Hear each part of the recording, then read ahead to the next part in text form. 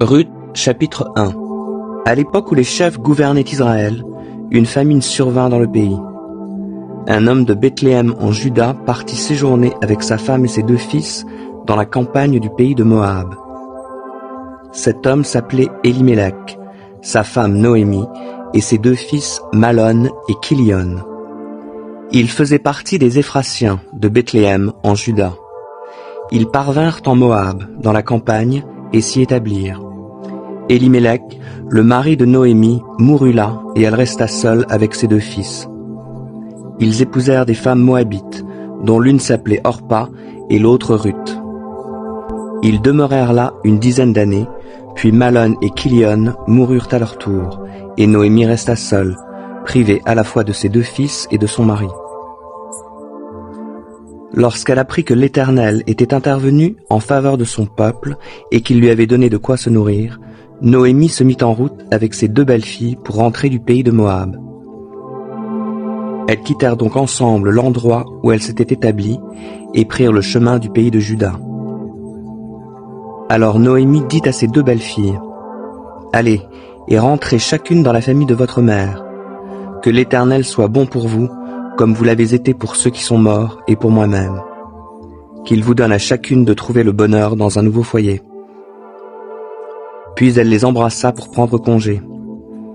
Les 2 jeunes femmes pleurèrent à gros sanglots et lui dirent, « Non, nous t'accompagnerons dans ta patrie. » Noémie leur répondit, « Retournez chez vous, mes filles. Pourquoi viendriez-vous avec moi? Je ne peux plus avoir des fils qui pourraient vous épouser. Retournez chez vous, mes filles, allez. Je suis trop âgée pour me remarier. Et même si je disais, j'ai de quoi espérer des enfants, je me donnerai à un mari cette nuit même, et j'en aurai des fils. Attendriez-vous qu'ils aient grandi, et renonceriez-vous pour cela à vous remarier? Bien sûr que non, mes filles. Je suis bien plus affligée que vous, car l'Éternel est intervenu contre moi. » Alors les 2 belles filles se remirent à sangloter. Finalement, Orpa embrassa sa belle-mère, mais Ruth resta avec elle. Noémie lui dit, « Regarde, ta belle-sœur est partie rejoindre son peuple et ses dieux, fais comme elle, retourne chez les tiens. » Mais Ruth lui répondit, « N'insiste pas pour que je te quitte et que je me détourne de ta route. Partout où tu iras, j'irai. Où tu t'installeras, je m'installerai. Ton peuple sera mon peuple et ton Dieu sera mon Dieu. Là où tu mourras, je mourrai aussi et j'y serai enterré.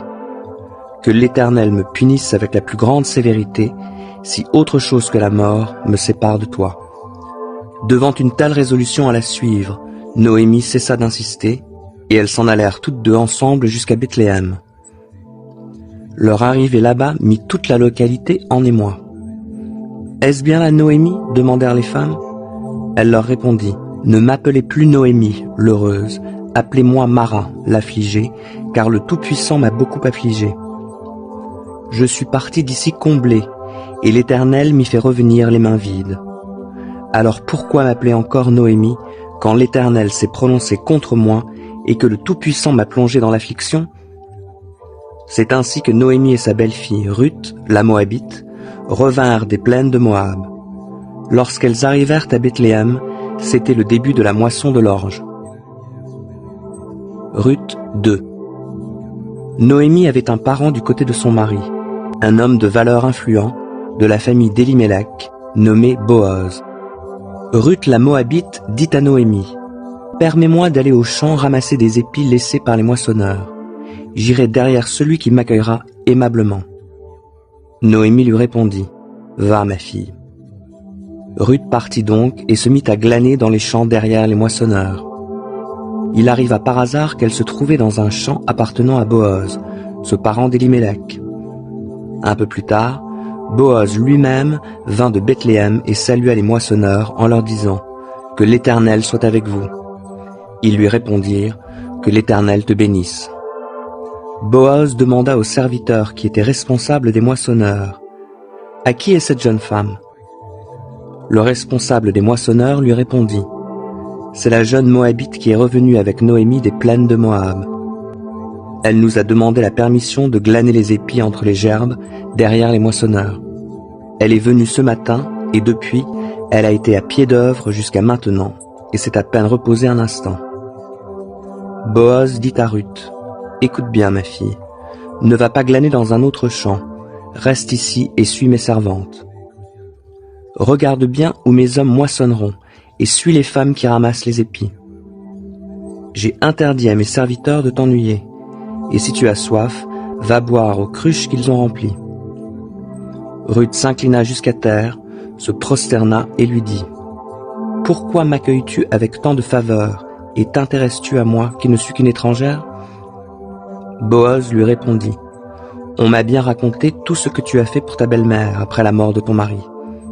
Je sais que tu as quitté ton père et ta mère et ton pays natal pour venir vivre chez un peuple que tu ne connaissais pas auparavant. Que l'Éternel te récompense pour ce que tu as fait, et que le Dieu d'Israël, sous la protection duquel tu es venu t'abriter, t'accorde une pleine récompense. » Ruth dit, « Mon maître, tu m'accueilles avec tant de faveur que j'en suis réconforté.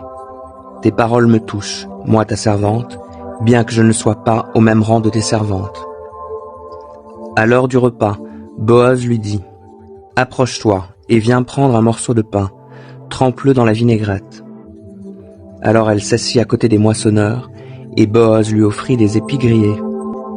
Elle en mangea à satiété et garda le reste. Quand elle retourna pour glaner, Boaz ordonna à ses serviteurs, « Permettez-lui aussi de glaner entre les gerbes sans la rabrouer. Laissez même tomber exprès pour elle quelques épis des javelles et abandonnez-les pour qu'elle puisse les ramasser. Et ne lui faites pas de reproches. » Ainsi Ruth glana dans le champ jusqu'au soir, puis elle battit ce qu'elle avait ramassé. Il y avait 40 litres d'orge. Elle l'emporta, rentra au village et montra à sa belle-mère ce qu'elle avait ramassé. Elle sortit aussi les épis qui restaient de son repas de midi, après qu'elle se fut rassasiée, et les lui donna.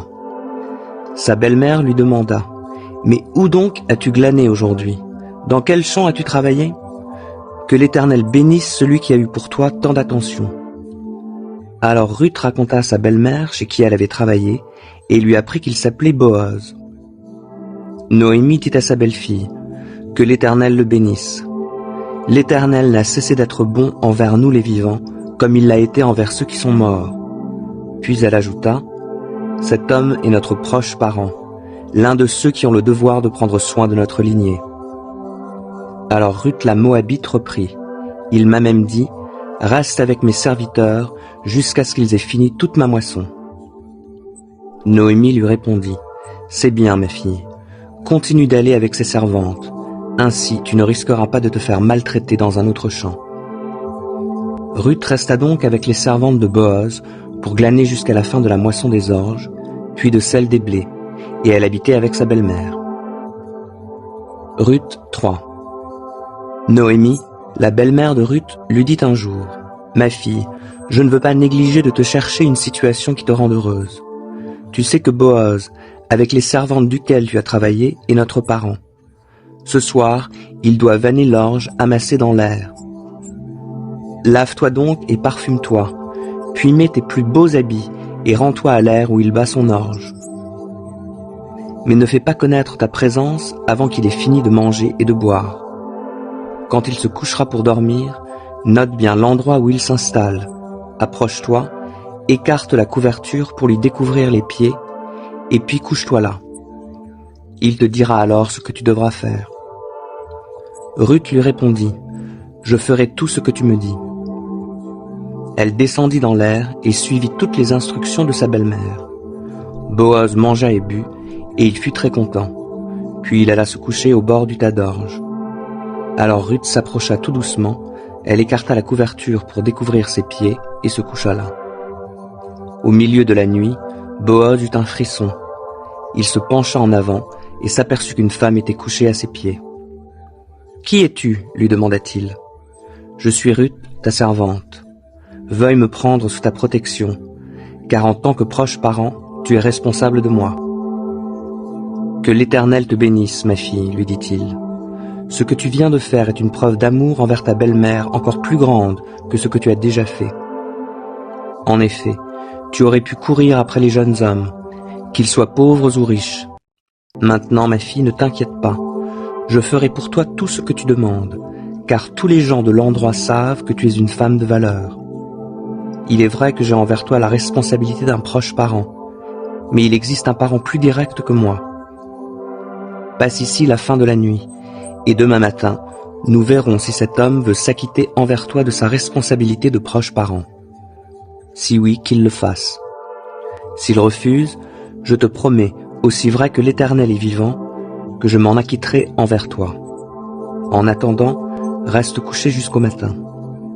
Elle resta couchée à ses pieds jusqu'au matin, puis elle se leva au petit jour, avant que l'on puisse se reconnaître, car Boaz avait dit « Il ne faut pas que l'on sache qu'une femme est venue sur l'aire. » Avant qu'elle parte, il lui dit « Donne la cape que tu portes, tiens-la bien. » Elle la tint ainsi, et il y versa 25 litres d'orge, et l'aida à les charger sur elle.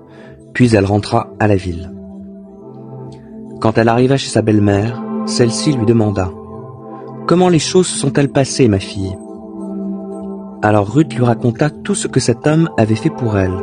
Elle ajouta « Il m'a même donné ces 25 litres d'orge, car il m'a dit « Tu ne retourneras pas les mains vides auprès de ta belle-mère. » Noémie lui dit « Maintenant, ma fille, reste là jusqu'à ce que tu saches comment les choses tourneront. Car cet homme ne se donnera aucun répit avant d'avoir réglé cette affaire aujourd'hui. » Ruth 4. Boaz se rendit à la porte de la ville, et il y prit place. Quand le plus proche parent, dont il avait parlé, et qui avait le devoir de s'occuper de Ruth, vint à passer, Boaz lui dit « Un tel, viens donc t'asseoir ici. » L'homme s'approcha et s'assit. Boaz fit approcher 10 hommes parmi les responsables de la ville, et leur demanda de s'asseoir avec eux. Lorsqu'ils se furent installés, il s'adressa ainsi aux plus proches parents.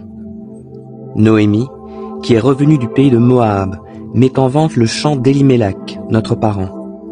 J'ai pensé t'en informer et te proposer de le racheter par devant les habitants de la ville et les responsables de mon peuple ici présents. Si tu veux exercer ton droit de rachat, fais-le. Sinon, déclare-le-moi, que je le sache, car tu viens en premier lieu pour disposer du droit de rachat, et je viens directement après toi. L'homme lui répondit, « Oui, je veux le racheter. » Boaz poursuivit, « Si tu acquiers le champ de la main de Noémie, tu prendras pour femme Ruth la Moabite, la veuve du défunt, pour donner au défunt une descendance qui héritera de son patrimoine. » Dans ces conditions, dit le plus proche parent, « Je ne peux pas racheter pour mon compte, car je ferai tort à mon propre patrimoine. Reprends donc à ton compte mon droit de rachat, car je ne puis en profiter moi-même. » Autrefois, en Israël, lorsqu'on procédait à un rachat ou à un échange de biens, la coutume voulait que l'un des contractants ôte sa sandale et la donne à l'autre pour valider la transaction. Ainsi, l'homme qui avait le droit de rachat dit à Boaz, « Acquiers le champ », et il retira sa sandale. Alors Boaz déclara aux responsables et à tous ceux qui étaient là, « Vous êtes témoins aujourd'hui que j'ai acquis de la main de Noémie tout ce qui appartenait à Elimelech et tout ce qui était à Kilion et à Malon. De ce fait, je prends aussi pour femme Ruth la Moabite, la veuve de Malon, pour susciter au défunt une descendance qui recevra son héritage, et pour que son nom ne disparaisse pas dans son lignage et dans sa ville natale. Vous en êtes témoins aujourd'hui. » Alors tous ceux qui se trouvaient à la porte et tous les responsables dirent, « Oui, nous en sommes témoins. » Que l'Éternel rende la femme qui entre dans ta famille semblable à Rachel et à Léa, qui, à elles deux, ont donné naissance à tout le peuple d'Israël. Puisses-tu toi-même prospérer à Ephrata et devenir célèbre à Bethléem. Que l'Éternel t'accorde, par cette jeune femme, une descendance aussi nombreuse que celle de Péré, le fils que Tamar a donné à Juda.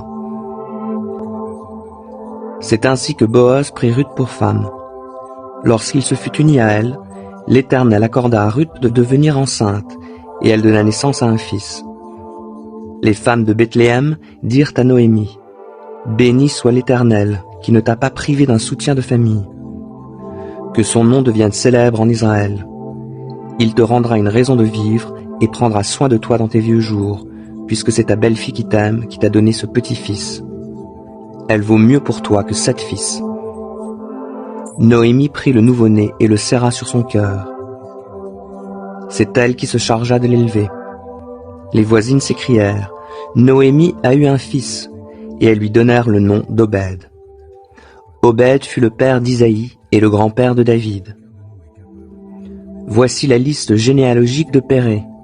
Péré eut pour fils Hetzron, qui eut pour fils Ram, qui eut pour fils Aminadab, qui eut pour fils Nachon, qui eut pour fils Salma, qui eut pour fils Boaz, qui eut pour fils Obed, qui eut pour fils Isaïe, qui eut pour fils David.